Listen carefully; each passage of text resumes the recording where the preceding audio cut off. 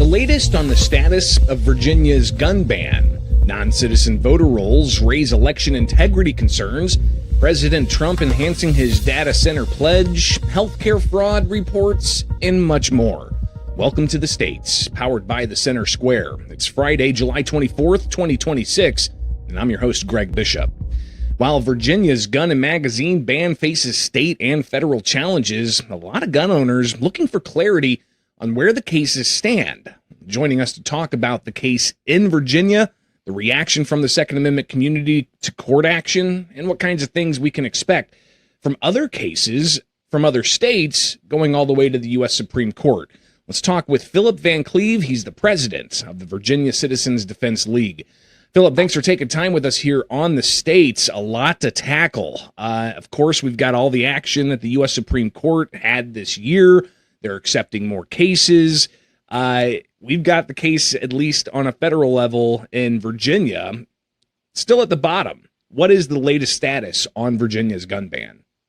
All right. Well, we have four lawsuits that were filed against the quote unquote assault firearm ban and magazine restrictions on the size of magazines, and also the carry of assault firearms in public.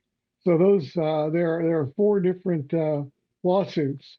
Two of them have gotten injunctions. Ours, which was filed in Lancaster County, has an injunction statewide on the state police enforcing it.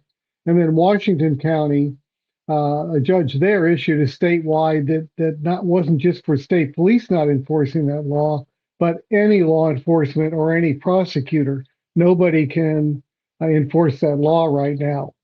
So the state's been losing at every turn.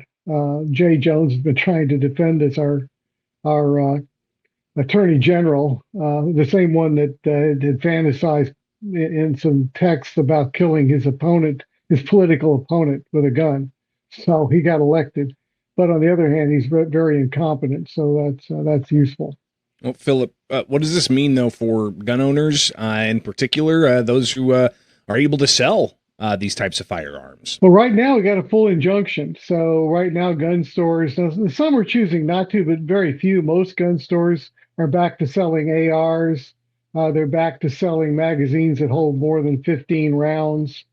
So right now life has kind of returned to normal. So basically the gun control scheme that they put in place had an injunction from the day it went in, but the injunction got stronger on the 21st of July because the first one, again, only enjoined the state police, and the one that came in on the 21st does all police, all prosecutors. Nobody can touch this for now. Could be overturned by a higher court, could put a stay on it, and then we're back to having an assault weapon ban.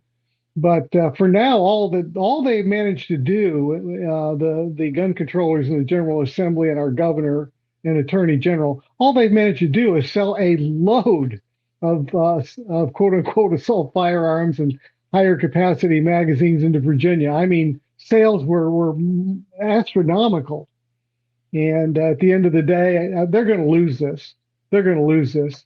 We think they'll lose it when it gets to the Virginia Supreme Court. You've got the lawsuit coming in from the Department of Justice.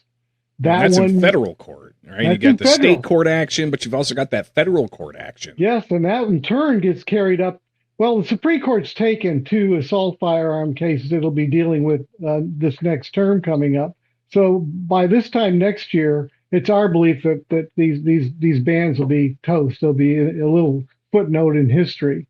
So we hope. Well, with that, though, Philip, if you could, just as far as the status is concerned right now, right? I mean, because we're still 11 months away from whenever the U.S. Supreme Court could determine what happens with the Cook County, Illinois case and the Connecticut case. Who knows? Maybe the other Illinois ban challenge will actually get up to the Supreme Court as well, and we could see consolidations happen. But for Virginians right now, what's the timeline on when the appeal in the state court could possibly put that stay, or essentially, hold that district court's decision on the injunction When should people expect that action? Well, we don't know. I mean, initially, the Attorney General asked the Supreme Court to take this up, and the Virginia Supreme Court saying, "Oh boy, we've got this dangerous situation. These people are able to get these assault firearms." Then a couple weeks later, he drops the case. He says, "Nope, nope, we're not going to appeal this." So he dropped his appeals at that point,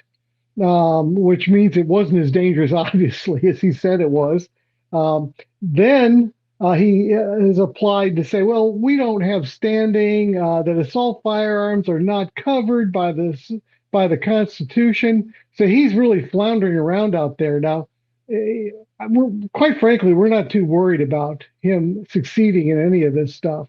It could happen, but I'm not losing any sleep over it. So I think for Virginians right now, we keep on keeping on. However, if you do want to buy higher capacity magazines or standard capacity that are more than 15 rounds for your gun, might not hurt to go ahead and just get that if you didn't buy them earlier, or if you want a quote unquote assault firearm, go ahead and buy it now. That way, if the injunction somehow gets overturned and we're waiting for the U.S. Supreme Court or the Virginia Supreme Court to make a final ruling, you're not out in the cold.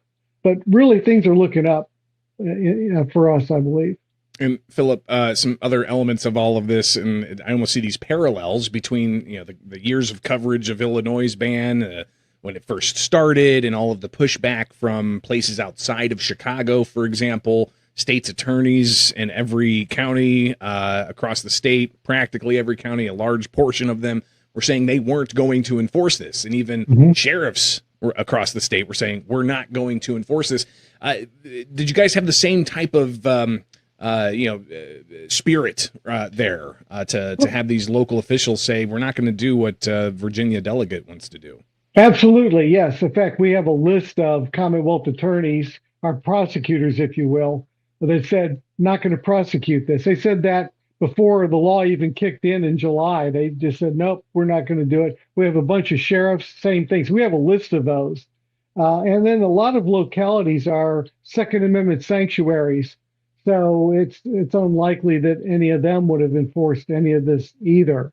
So yeah, there's momentum there. I think what's happened is when they picked on Virginia, that was a mistake, partly because even though we're technically purple and not deep blue, we're mostly red when you look at us from space and look at how people voted. It's mostly red.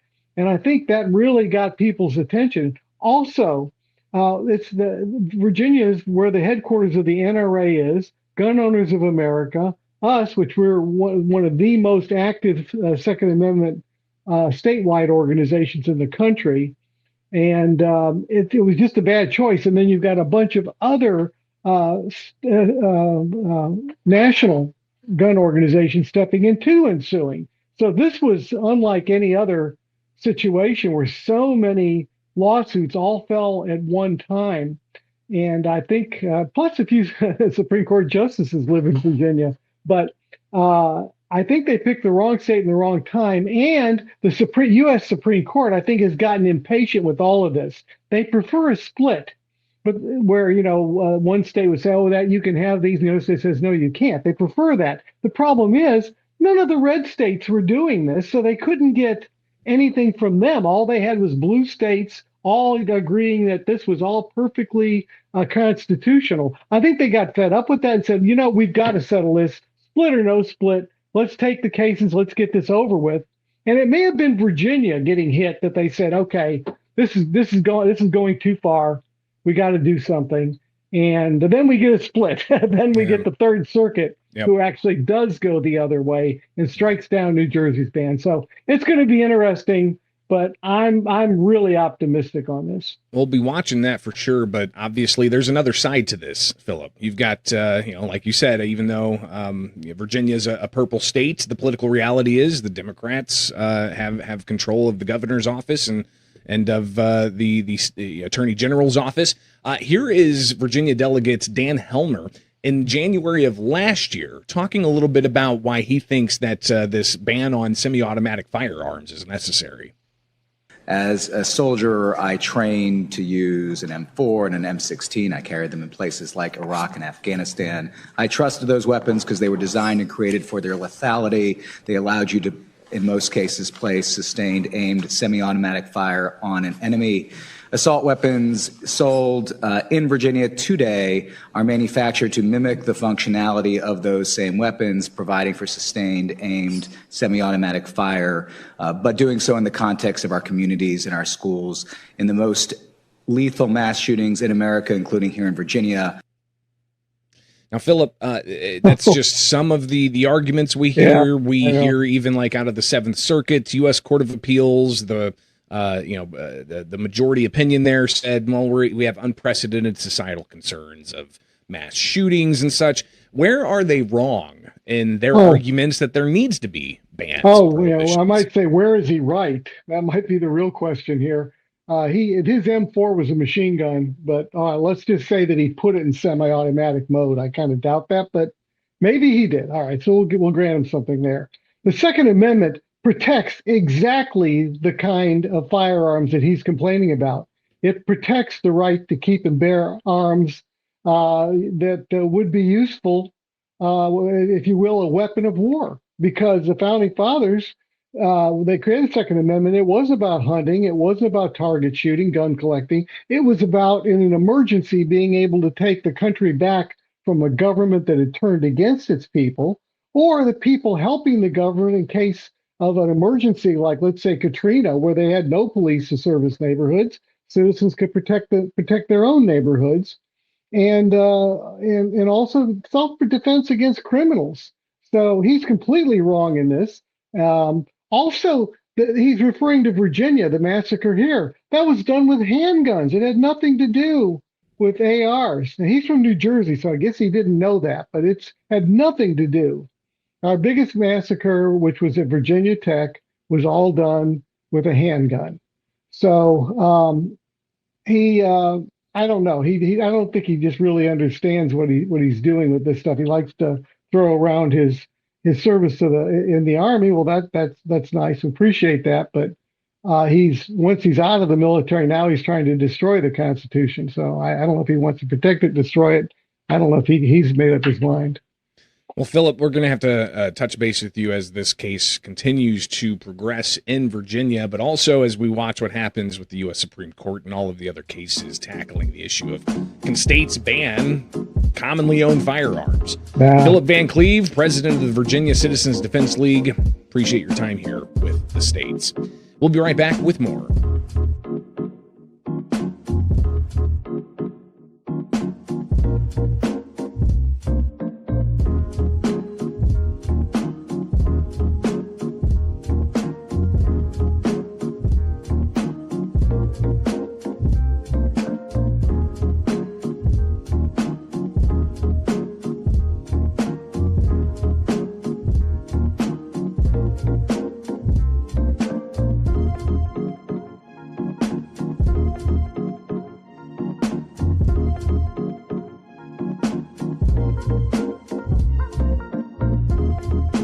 It is completely unacceptable to have non-citizens on American voter rolls voting in U.S. elections. And she says it's 6,600. We suspect it's a heck of a lot more, not just in New Jersey, but in states across the country. The president is hell-bent on getting to the bottom of this, and it's also why we need to pass the Save America Act to ensure that only U.S. citizens are voting in U.S. elections.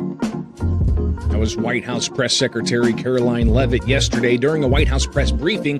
Welcome back to the States. I'm Greg Bishop. Last week, the Trump administration released documents surrounding China's involvement in the 2020 election, describing it as, quote, the largest compromise of election data in history, adding that it led to China's illicit acquisition of 220 million U.S. voter files. Now, the Department of Homeland Security released information on other election integrity issues, including how many non-citizens are illegally registered to vote in federal elections across the U.S. DHS says there's over 250,000 of them. And they say that state election officials in California, Pennsylvania, New York, New Jersey, Nevada, and they've been notified of the serious threat to national security and that DHS stands ready to support their efforts to identify and remove ineligible voters. DHS said the investigation's expanding to include multiple additional states. Now, DHS also announced last week that other states have been more proactive in working with the federal government to secure voter rolls. They showed a graphic saying that Georgia had 42,000 dead voters and 2,500 non-citizens on their rolls. Texas had over 111,000, that is. And that's deceased people and over 2,200 non-citizens. North Carolina, the executive director of the State Board of Elections, said that each of the 1,600 non-citizens registered to vote in North Carolina will be subject to state and federal law and afforded due process prior to potential removal.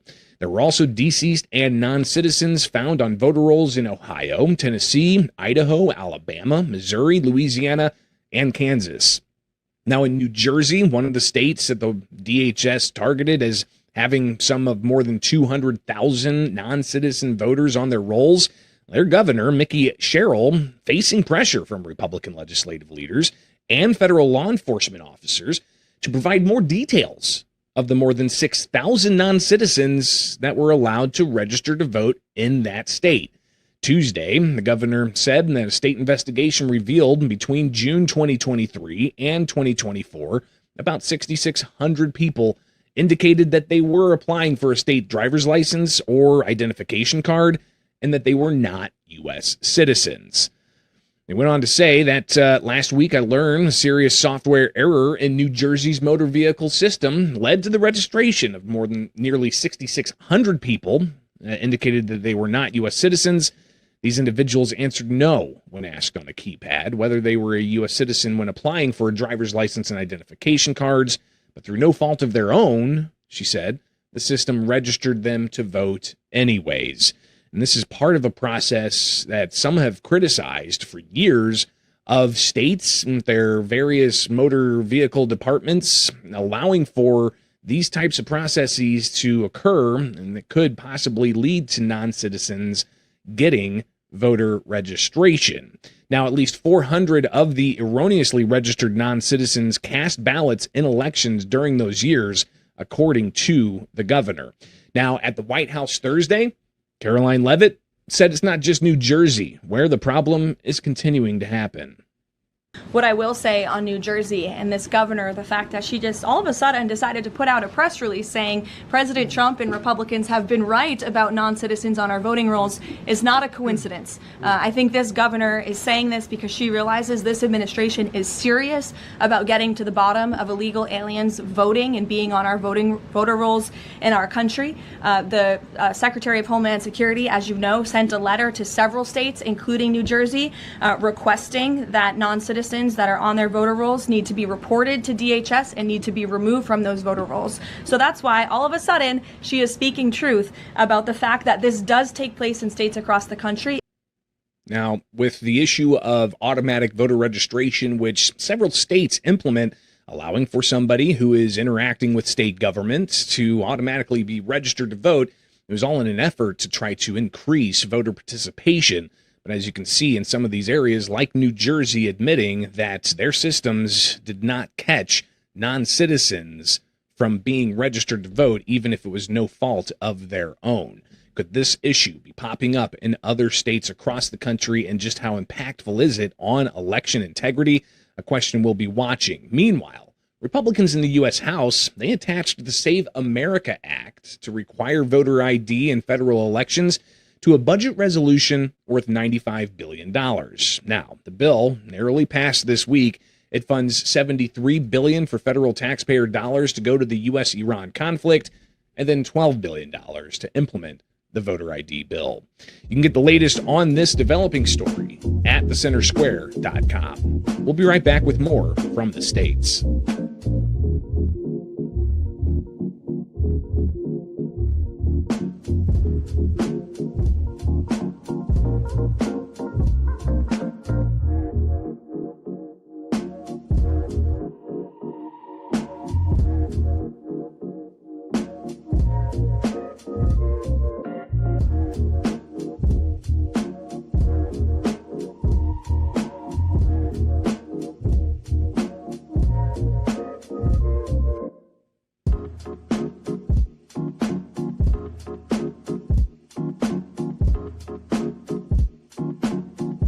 More data centers will actually mean lower energy costs for most Americans under one of the Trump administration's initiatives. That's according to President Donald Trump. Welcome back to the States. I'm Greg Bishop. Now, the administration announced back in March a policy called the Ratepayer Protection Pledge. And on Thursday, it picked up some traction. Here's President Donald Trump yesterday. We're here today to continue the incredible progress we're making in communities nationwide to ensure that as new data centers go up, and they're going up all over, electricity bills for American families will actually come down. You know, you're going to be building your own data centers, and you're going to building your own electric plants. You're essentially becoming a utility like Con Edison in New York, but maybe at a level that nobody's ever seen before, because we've seen some of the plants that they're building are absolutely incredible. Now, joining us to discuss this further is Morgan Sweeney, the Center Square reporter. Morgan, thanks for taking time with the States. What exactly is the Ratepayer Protection Pledge? Yeah, so I would love to get into that. But first, I just wanted to give a little bit of background on the topic of data centers, depending on, how much listeners and watchers already know. But data centers are these huge, generally windowless buildings that house a lot of computing hardware, thousands of servers. They're necessary for cloud computing and AI. And obviously, modern American life is very, very dependent on technology and will likely only become more so. And so that's why you have this incredible data center boom across the whole country. So the problem is that data centers use a lot of electricity, especially hyperscale data centers, which are also only becoming more common. And hyperscale data centers can use as much electricity as tens of thousands of homes. So people who are concerned about the environment or simply their electricity bills going up don't always want them coming to their communities. And they also use a lot of water. And there have been some complaints of people who already live near data centers that there's noise pollution because of the equipment that it takes to cool them and the noise of that going on. So there's been a lot of resistance from a lot of communities toward having these come to where they live. So the Ratepayer Protection Pledge is this pledge that the Trump administration devised. They came out with it in March, and they got 7 of the largest tech companies to sign on to it, like Amazon, Google, OpenAI, Meta. And the pledge basically makes these companies, it tries to make them responsible for all of these costs associated with like bringing new infrastructure online and also just the new power generation so that ratepayers are protected against their rates going up. So that's essentially the idea behind it. And again, that was back in March where you had all of these tech companies sign on. But yesterday, the president announcing even had some Republican governors alongside with them. What was the news that came out from yesterday's, I guess, reiteration of that Ratepayer Protection Pledge? Yeah, so at this point, they have over 200, what is the word I'm looking for? Stakeholders? Yeah. A lot of different stakeholders involved in this, no question. Yeah. They have over 200 stakeholders who have signed on to this pledge, including, like you said, state governors. I believe there's 23 Republican state governors that have signed on to it.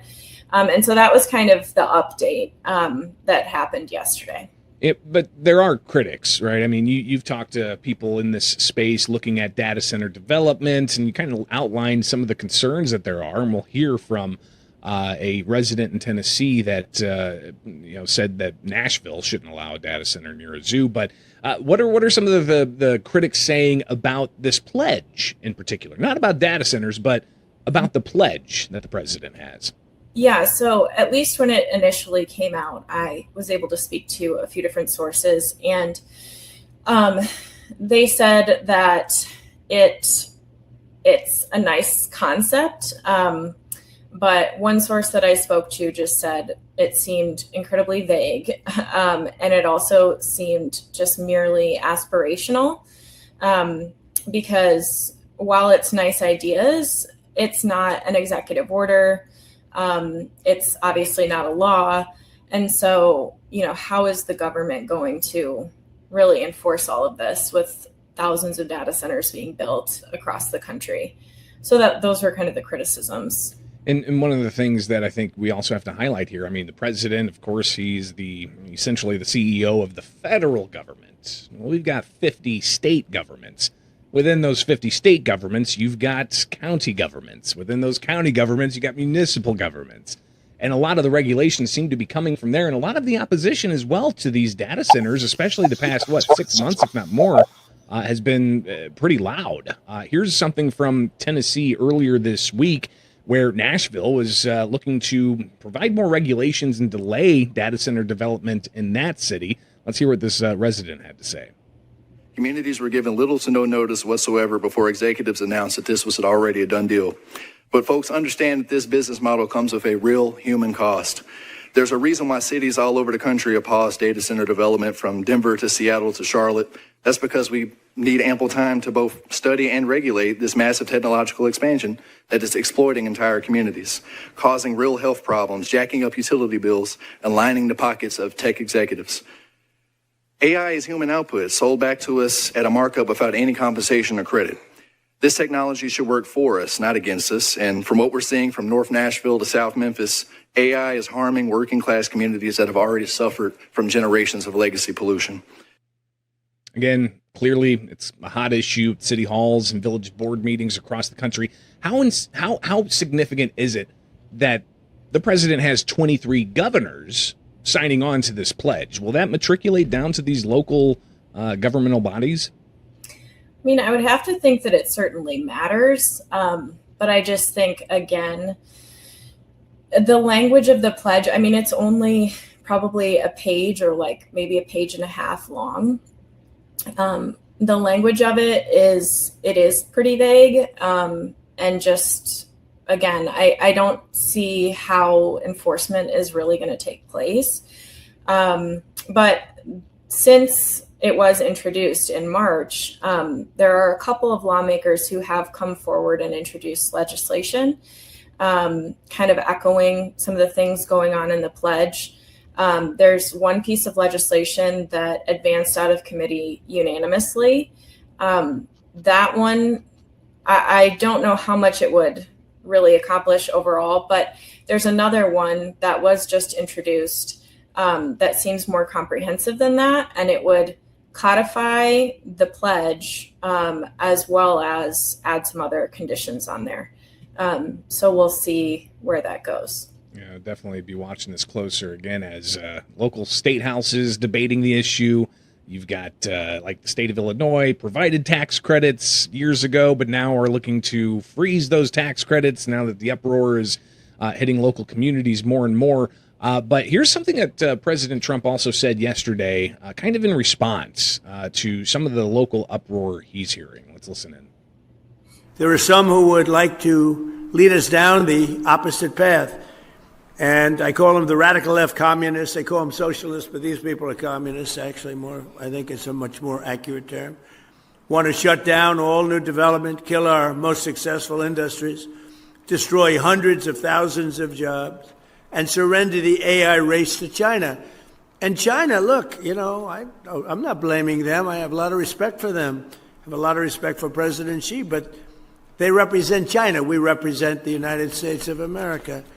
And they lobby against these things, and they spend money on it, and they want communities to reject them as much as possible because they'd like to be leading the race. But we're leading the race, and unless we're very foolish and, frankly, very stupid, we'll continue to lead the race. We have a nice lead. Now, I don't think you can characterize all of the opposition as what the president said are communists, because there's property rights individuals as well who are part of those local opposition groups. But not that issue. I'm more curious about this issue of AI. How much was that an emphasis yesterday? And using this data center push to build the country's AI on the international competition? Mm-hmm. Well, it's a big emphasis for the president. I feel like that's kind of his at least public reason for pushing this as much as he has is, national and economic security, which he talks about a lot, not just with AI. But yeah, we're always talking about how the U.S. compares to China in the AI race and that it's critical that we win.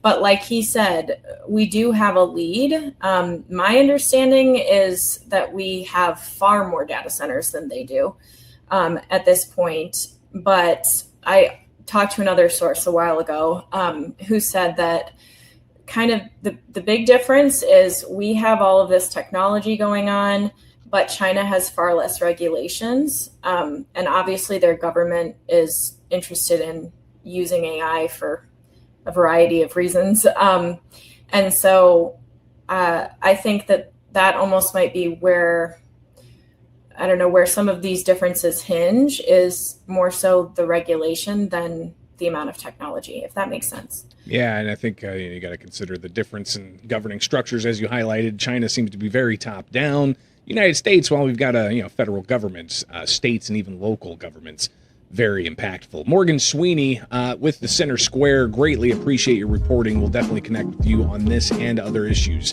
in the near future. We'll be right back with more.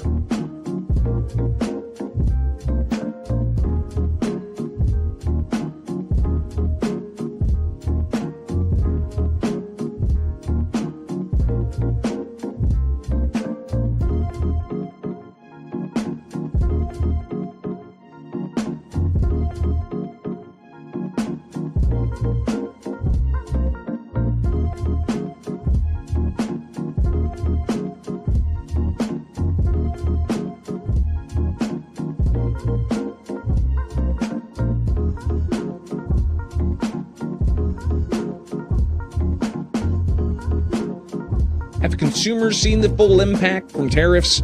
Some economists are warning, not yet. When looking at previous inflation numbers and projecting forward, two things may not have fully developed. That's the size of the national debt and the impacts on tariffs. Things that could mean households pay more down the line. For more on that, let's check in with Everyday Economics hosts, the Center Square publisher Chris Krug and PhD economist Orphe Divounguy. Single family starts fell again. The country is still short of millions of places for people to live, held back by rates, costs, and rules. You can tell me exactly how many houses short we are. It's been a while since we checked in on that. Good to have you with us today, Dr. O. Let's start with that. How many homes short are we in the United States at this point?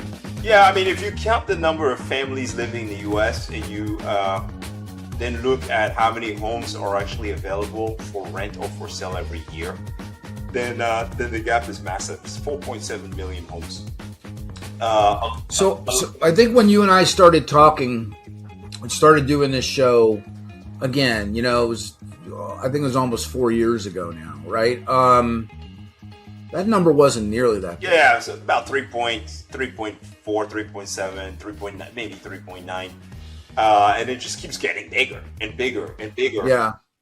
This year, I mean, the good news this year is that it didn't get bigger. It kind of stopped worsening. Okay. And I think that's good. And the reason for that is because we had a surge in new construction during the pandemic. Massive home building just on a tear, right? 50-year high construction of multifamily units during the pandemic, and that helped. You build more, well, the deficit stops rising. But it just wasn't enough, right? Holding the deficit steady isn't catching up, right? And so we needed to build at a even higher pace. We didn't, and now, if you look at construction, it's actually pulled back, and so I think that's worrying. That means that potentially we're not going to close that deficit anytime soon. I want to pull something straight out of your column. Okay, then you wrote this week in Everyday Economics. Here's what you wrote. Falling prices helped consumer keep spending. Households didn't retreat, but demand didn't suddenly surge either. And even with that resilient consumer, high interest rates, construction costs, and public policy barriers kept discouraging builders from producing enough new housing. If you could unpack that for us in bricklayer English, is it the demand for homes is there, but the supply side won't answer it, or is it more complicated? It's a little bit of both, right? So if you look at homes, well, how fast do homes sell? Homes still sell at about roughly 1 in 5 homes still sell within a week, right? And so that's roughly the same pace. That's roughly normal, same pace as 2019 before the big surge in demand that we saw during the pandemic. At the same time, you have millions, almost 8 million families that are doubling up, sharing a unit with somebody they're not even related to. A lot of them would love to have their own unit. I'm pretty sure of it, right? So there's a lot of people that would love to be in a home. Unfortunately, there's a big gap with how many total homes there are available in the U.S. I always say to people, even if I gave if I give money to go to every single one of those families to go buy their own home, they wouldn't be able to do that because there's just not enough homes to go around for everyone. That's why, right? That is part of why, the big why of housing is so unaffordable today. You just have you have too few homes to go around for everyone, right?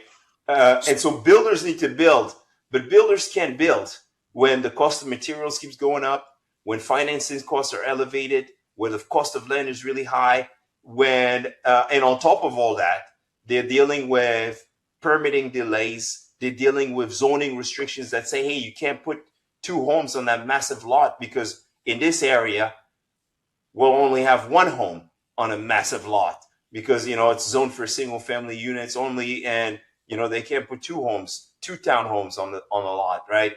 Or you tell them they can't build because there's not enough parking on the street. Because there's parking requirements, or they can't build a big townhome, right? 2 townhomes that are tall and stuff because, there's a height requirement in the neighborhood, right? All of these things add up. And I love the National Association of Home Builders because they did a study and they said, hey, approximately $132,000 of the price of an average single new family home is all regulations at the federal, state, and local levels. I thought that was crazy. That's so big. That's a quarter of the final sale price, right? And that's for a single family home.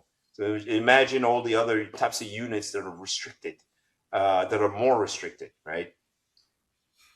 And meanwhile, you've got those conversations happening in places like San Diego and Chicago, right? I mean, where they're also fighting over affordability, mandates, right? I mean, but at the same time, that if they're going to restrict building and then have policy mandates that further restrict building, like how do how does it end? I mean, it seems I mean, in cities in particular, it feels like we're swimming around the lines of the same circle. Yeah, I'll tell you what they do.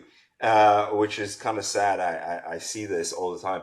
It's they have all these restrictions on building at the local level, and then at the state level they might say something like, hey, you have to build X number of affordable housing to the builder, and that's nice. But then after a certain threshold, if the cost if you have an unfunded mandate to build houses or homes below the market rate, right? The builder has to absorb that, right? And so the builder still has all those costs that he has to deal with. Right. And so after a while, the project is no longer viable.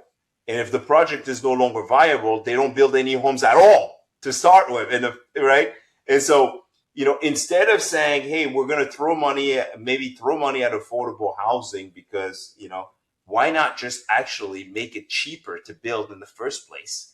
So that the price of homes, of units, is not as high, so that more units get built, so more families can find a house to live in, right? And so there's that kind of this policy game at play where some groups will say, hey, they'll restrict building, and then try to throw money at fixing the problem, right? At the problem, instead of loosening the land use restrictions that caused the problem in the first place. So that's the issue in a lot of jurisdictions across the country that I'm seeing. Yeah, I mean, and you know, it's like not just to pick on San Diego and Chicago, but you know, New York, Los Angeles, Boston, San Francisco, Washington D.C. It's the same story there, and that just doesn't work for people.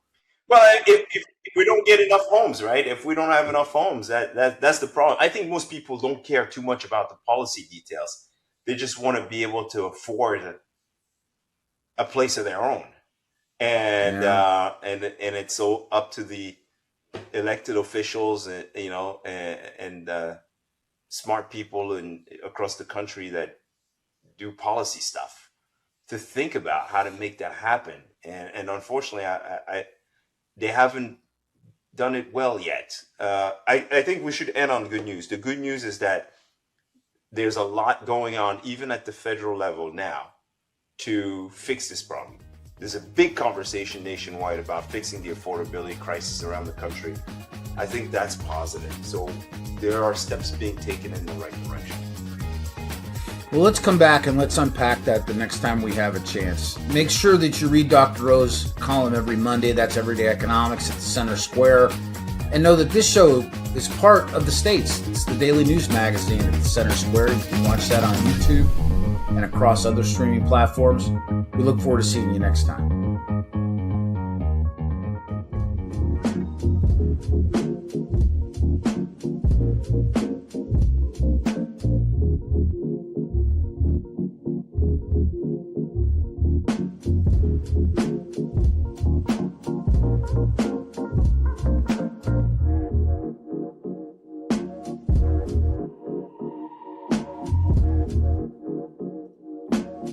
Welcome back to the States. It's now time for America's Talking, with headlines from across the country you can find in the description below or in your inbox with the Center Square newsletter, free at thecentersquare.com. Compliance and clarity to the spirit of division policy on scheduling at the county level and management accountability on the state level. Those are just a couple of recommendations following a North Carolina audit of child care services.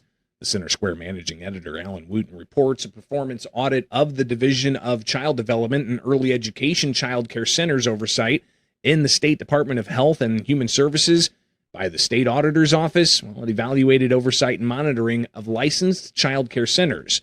The audit said from fiscal year 24 to fiscal year 25, 16.2%, or 667 visits, occurred during the same calendar week as the prior year's visits, and 4.6% were on the same day of the same week.